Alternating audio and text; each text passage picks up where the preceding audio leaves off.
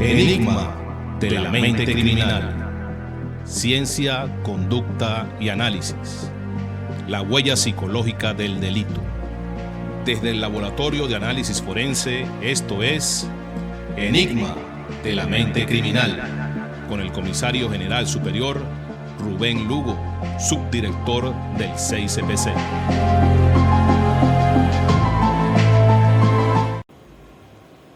Saludos cordiales, nos encontramos en CICPC Radio, tu sonido confiable en temas de seguridad. Bienvenidos a nuestro primer programa, Enigma de la mente criminal, la huella psicológica del delito, ciencia, conducta y análisis. Un espacio donde el crimen deja de ser solo un hecho para convertirse en incertidumbre, misterio e intriga. Expresamos nuestras palabras de agradecimientos al vicepresidente sectorial de Política, Seguridad y Paz, capitán Diosdado Cabello Rondón, al director general del CICPC, comisario general superior nacional, Douglas Rico González, y a quienes me acompañan y hacen posible la difusión y emisión de este programa. Walter Hernández en los controles, en la producción Caroline Echenagucia, en cabina Gabriela Ibarra, Francisco Aponte y Jolber Mercado. Síganos a través de nuestras redes sociales en Instagram por @DouglasRicoBZLA, @Prensa CICPC, @CICPC Radio, @CICPC Subdirección y @Perfilación Venezuela. El episodio de hoy, descifrando la mente criminal. Vamos a comenzar con una interrogante que ha despertado la curiosidad de grandes investigadores por épocas, por años, y también de personas que, si bien no son especialistas en el ámbito de la investigación criminal, despiertan interés por sumergirse en este apasionante mundo. Y la pregunta es, ¿qué pasa por la mente de los criminales que cometen delitos? Pero no nos referimos a todos los delitos. Existen delitos comunes que no presentan comportamientos, conductas extraordinarias y que no merecen la pena, al menos desde la parte científica mental, estudiarlos. Me refiero como por ejemplo a un robo. Una persona que portando un arma de fuego, un cuchillo o usando la fuerza física somete a una víctima y la despoja de su dinero, es un comportamiento común para beneficiarse de los bienes. Una persona que entra a un recinto, a una vivienda, vulnerando las medidas de seguridad y se apodera de los bienes, también es una conducta, digamos, común en este tipo de hechos. Entonces nos vamos a referir a aquellas conductas que se cometen con extrema violencia, aquellos crímenes que se ejecutan con total saña, despiadadamente, y que afectan la integridad física, la vida, la moral, la dignidad, que afectan a la sociedad y a todo un país. Comportamientos que deben ser estudiados desde otra perspectiva, donde las víctimas pueden incluso ser sometidas a tormentosos procesos de tortura antes, durante o después de una potencial muerte. Para responder a estas y otras interrogantes que puedan surgir en el devenir, en el desarrollo de este programa, vamos a hacer un recorrido por 4 puntos medulares que nos van a permitir obtener una mayor comprensión de lo que aquí vamos a tratar. Y un primer punto tiene que ver con un principio criminalístico que se denomina principio de producción de evidencias. Aquí vamos a hablar de las evidencias desde dos perspectivas. La evidencia física, que se produce de forma natural cuando ocurre un proceso de interacción entre la víctima, el victimario, el sitio de suceso y los medios de comisión. A esto se le conoce en el mundo de la investigación como el tetraedro de la criminalística. Cuando entran en contacto estos cuatro elementos, se producen indicios, huellas, rastros y evidencias digitales, físicas o materiales, entendiendo que la evidencia física, según el Manual Único de Cadena de Custodia, se refiere a todo material relacionado con un presunto hecho punible y que es procesable desde el punto de vista científico, desde el punto de vista forense, y además de esto es capaz de generar datos de interés, información interesante para construir la historia del crimen. Esto no es más que colectar evidencias, procesarlas, pasarlas por los distintos laboratorios y obtener un resultado. Esto acoplado con lo que genera la investigación policial, lo que generan las pesquisas policiales, nos va a dar o nos va a aproximar a responder a preguntas básicas que siempre surgen en una investigación, como por ejemplo el cómo, cuándo y dónde, que atienden a las circunstancias de modo, tiempo y lugar de un crimen, así como el qué pasó y el por qué, los motivos que impulsaron la comisión de un delito. Esto es lo que comúnmente se hace en una investigación que podemos denominar una investigación de corte clásico o tradicional. Sin embargo, es importante saber que existen evidencias ocultas.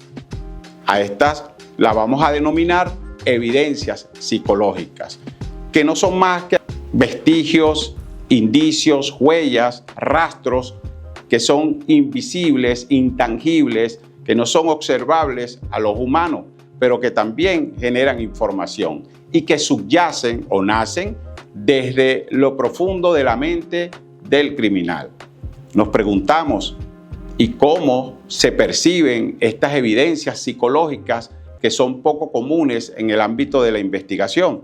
Bueno, a través de los recuerdos, de los sentimientos, las emociones, las fantasías, los deseos, los impulsos y las intenciones. Además, pues, estas evidencias también aportan grandes datos, importante información para reconstruir el hecho, pero en esta oportunidad desde la dimensión conductual, acopladas con esa reconstrucción que se hace desde el punto de vista de la evidencia física. Estaríamos hablando de una investigación totalmente óptima. Surge otra pregunta: ¿cómo se colectan este tipo de evidencias psicológicas, entendiendo que las evidencias físicas para colectarse requieren de la aplicación de un procedimiento científico establecido en la ley y en el Manual Único de Cadena de Custodia? Aquí entonces es donde intervienen los equipos multidisciplinarios, fundamentalmente de las ciencias del comportamiento humano, de las ciencias sociales y de las ciencias penales y criminalísticas, amén de otras herramientas que pueden aportar información relevante para esclarecer los casos. También en investigación y dentro del marco de lo que estamos hablando, podemos utilizar una máxima que aplica en todo el contexto de una investigación penal, y es que cada caso es un caso. Así como la huella dactilar y el código genético que poseemos todos los seres humanos y que nos hace únicos y diferentes entre sí, los crímenes son iguales. No existen crímenes iguales. Puede haber parecidos, puede haber similitud, pero jamás iguales.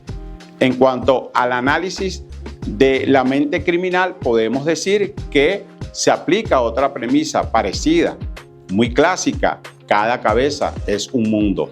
Desde la perspectiva del comportamiento humano, se puede afirmar con mayor énfasis, con mayor profesionalismo, que cada mente responde a una configuración única y cada delincuente tiene su propia lógica mental. Vamos a abordar el segundo punto para ir descifrando, entendiendo el episodio que estamos tratando, descifrando la mente criminal. Y hablemos un poco de la conducta. Históricamente, fundamentalmente, la conducta es considerada el primer elemento estructural del delito. Esto implica que si no hay conducta, es imposible la existencia de un delito. Esto quiere decir que históricamente en Venezuela y en la mayoría de los países del mundo, la conducta es estudiada desde el punto de vista jurídico. Si un sujeto, una persona, transgrede la ley, el Estado, a través de los instrumentos legalmente establecidos, sanciona al infractor, sanciona al perpetrador de un delito. Lo que proponemos en este episodio es que la conducta puede ser perfectamente abordada desde otra dimensión, desde el punto de vista científico, donde se integran herramientas como la perfilación criminal, herramientas como el análisis de comportamiento no verbal y especialistas en el ámbito de las ciencias del comportamiento, las ciencias sociales, criminológicas y otras que pueden aportar información de interés para el esclarecimiento de los hechos. Abordamos el tercer punto de este recorrido y vamos a hacer un análisis relacionado con un asesino serial conocido como el vampiro de Düsseldorf. Esto lo vamos a visualizar a través del video que en control técnicos nos van a colocar en estos momentos. Adelante, video.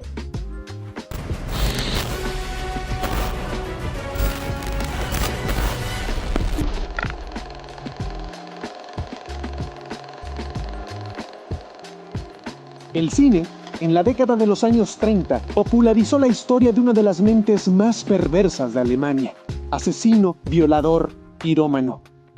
Peter Kürten sembró el terror en la ciudad, estrangulaba a sus víctimas y bebía de su sangre. Fue el temido vampiro de Düsseldorf. Nació a finales del siglo XIX en un entorno disfuncional. Su familia vivía en la miseria más absoluta. Su padre fue un alcohólico que daba palizas a su madre y que no dudaba en abusar de sus hermanas. Peter Kürten huyó de casa a los 9 años, creció en la calle y desarrolló un placer por la violencia, la muerte, el sexo y la sangre. Pasó un tiempo en un correccional de menores que solo alimentó su perversión cuando quedó en libertad. El también pedófilo cambió de imagen, de estilo de vida, pero no de aficiones. Durante más de 20 años pasó inadvertido.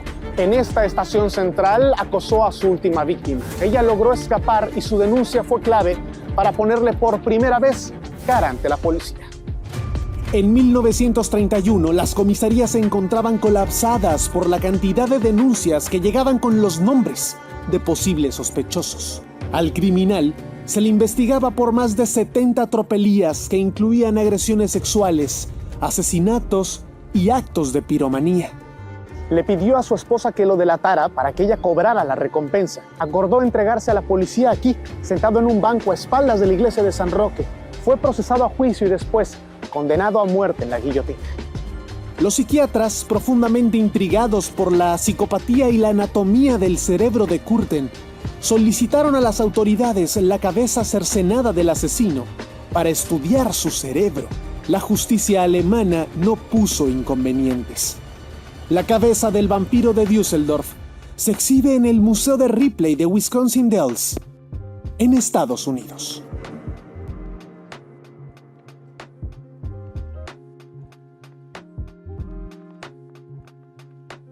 Bien, veíamos a un asesino múltiple que encuadra perfectamente en la categoría de asesino serial, a quien se le atribuyen al menos 70 crímenes. Algunos resultaron en homicidios, otros solo en abuso y agresiones sexuales y, por supuesto, lesiones. Su mecanismo o su método de operación era el estrangulamiento de sus víctimas, el apuñalamiento con el uso de armas blancas y el uso de objetos contundentes. Una particularidad de este asesino serial es que tomaba sangre de sus víctimas y disfrutaba el hecho de ver palidecer sus rostros cuando la sangre era extraída de sus cuerpos.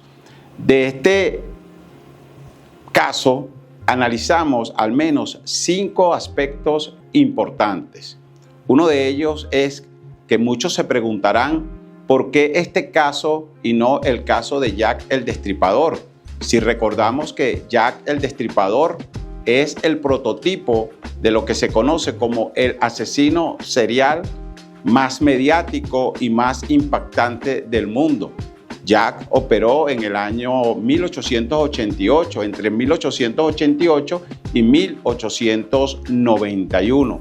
Tuvo aproximadamente entre 5 y 7 víctimas, pero Jack nunca fue detenido, nunca fue identificado y por ende se desconoce algún estudio que pueda hablar de sus comportamientos. Este caso del vampiro de Düsseldorf, ejemplarizado por Peter Gunther, el autor de estos asesinatos, representa desde el punto de vista histórico el primer antecedente de lo que hoy día se conoce como la técnica de perfilación criminal. Y es porque sencillamente se estudió sus patrones conductuales y se determinó lo importante que es la comprensión de esos procesos mentales y lo que expresan posteriormente en el comportamiento humano. Además de esto, este caso dejó un antecedente científico porque una vez que este sujeto fallece porque fue sentenciado a pena de muerte, pasado por la guillotina, los científicos, médicos, psiquiatras, psicólogos, criminólogos estudiaron el cerebro de Peter Gunther. Los estudios no generaron resultados concluyentes, importantes o determinantes, pero por primera vez se buscó si existían alteraciones biológicas o neurológicas en el cerebro de este temido delincuente. Otro aspecto importante es que por primera vez en la historia se usa el término de serial murder, lo que se conoce como asesino en serie, para tratar de explicar la secuencia de los actos que este sujeto cometía.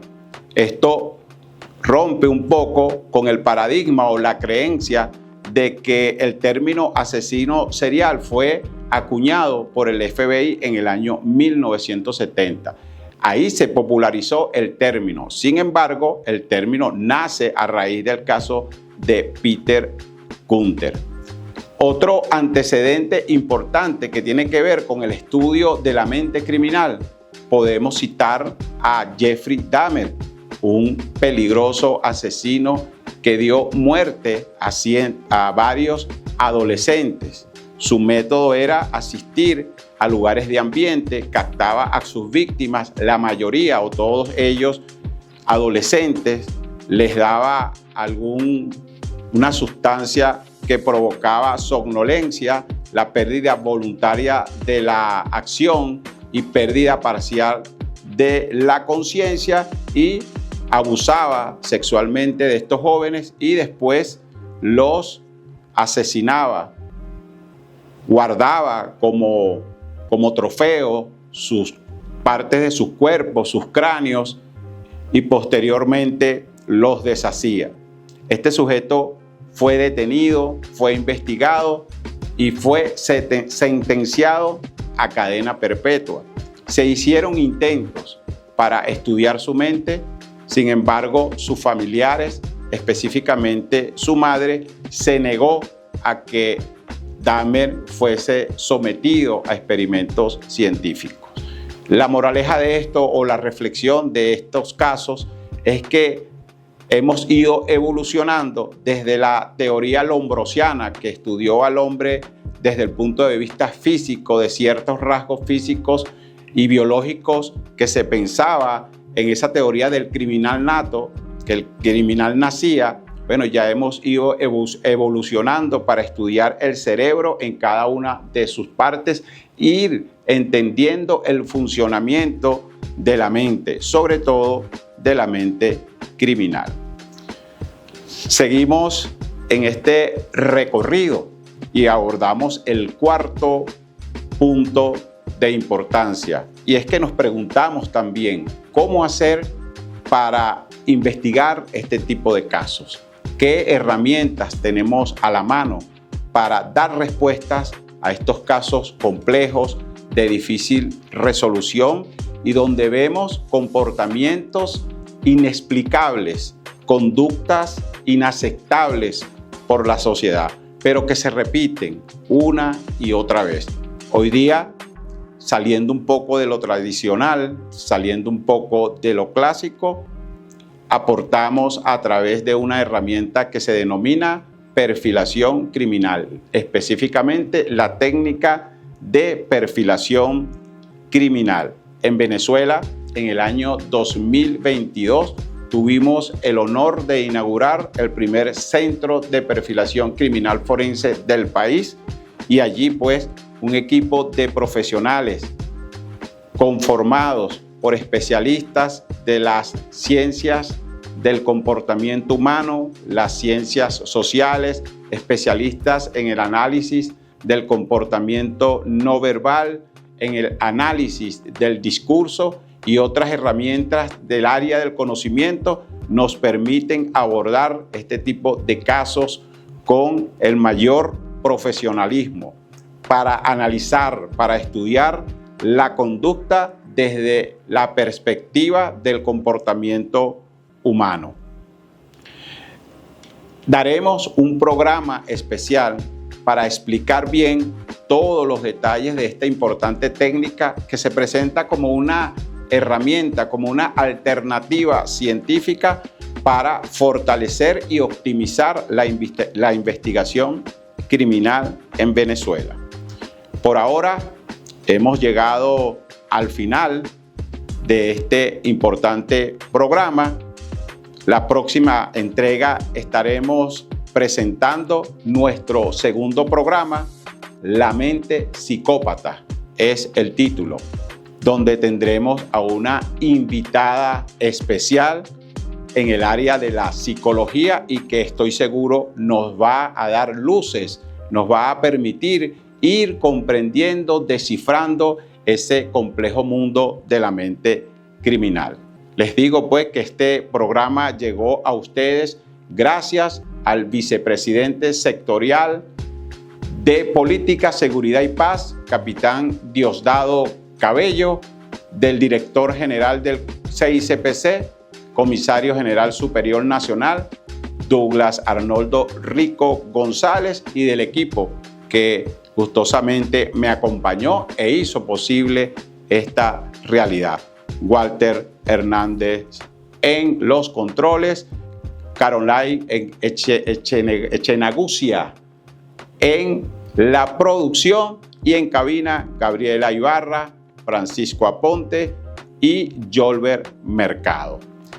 Y quien les habla, este servidor, Rubén Alfonso Lugo Campo. lo invitamos o los invitamos para la próxima entrega el día lunes de 2 a 3 de la tarde. Así que los invito a sintonizar Enigma de la mente criminal, la huella psicológica del delito, ciencia, conducta y análisis.